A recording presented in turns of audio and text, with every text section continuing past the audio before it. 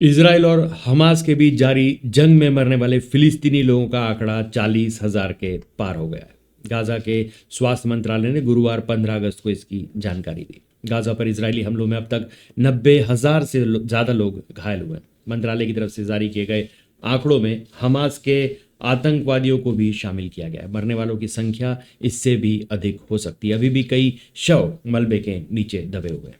Israel और Hamas के बीच जंग को लगभग 11 महीने का वक्त बीत गया है। बीते साल 7 अक्टूबर को हमास के आतंकियों ने इसराइल पर हमला किया था। इस हमले में लगभग 1200 इजरायली नागरिकों की मौत हो गई थी। वहीं आतंकवादी लगभग 250 लोगों को बंधक बनाकर गाजा ले गए थे। इसराइल के मुताबिक अभी भी 111 लोग हमास की कैद में मौजूद हैं।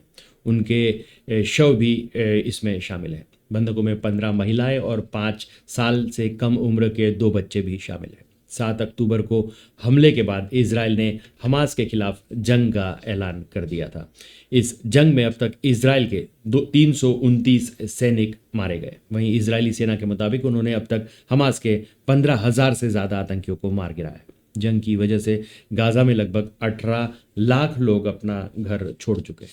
इसराइल और दक्षिणी लेबनान में भी हजारों लोगों को अपना घर छोड़ना पड़ा है। जंग की वजह से गाजा में मानवीय संकट खड़ा हो गया। इजरायली हमलों की मार झेल रहे गाजा के नागरिकों के सामने भूखमरी की समस्या भी पैदा हो गई है। एक रिपोर्ट के मुताबिक गाजा में लगभग 5 लाख लोगों को आने वाले महीनों में खाद्य संकट का सामना करना पड़ सकता है।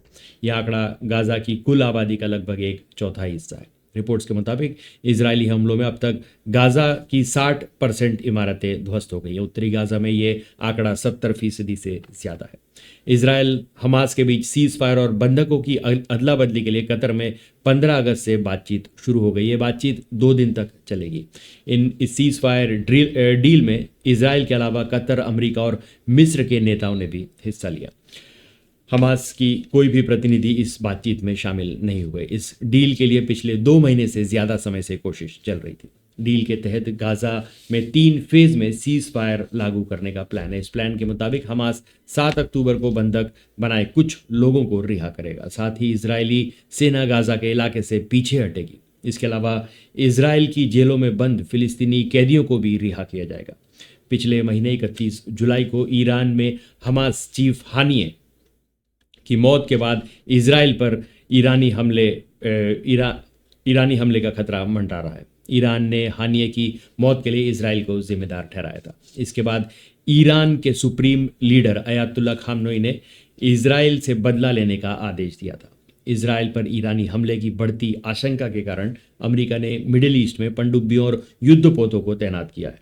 वहीं अमेरिका, ब्रिटेन, जर्मनी समेत 5 देशों के प्रमुख नेताओं की तरफ से जारी किए गए संयुक्त बयान में इसराइल के खिलाफ कार्रवाई न करने के लिए कहा गया है। तो आज के लिए बस इतना ही। तब तक के लिए धन्यवाद।